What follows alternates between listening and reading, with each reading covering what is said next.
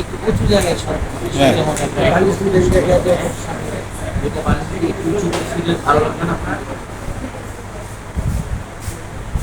আচ্ছা, আপনাদের নাম বলেন তো।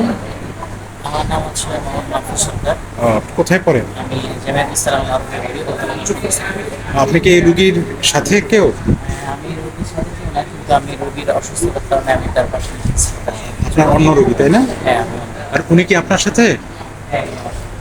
আপনার নাম কি? আলী হাসান। সুজন, ঠিক আছে, আমি থাকবো, আপনি পাবেন। আপনি কোথায় পড়েন? আপনি তো এই রুগীর সাথে কেউ না, না?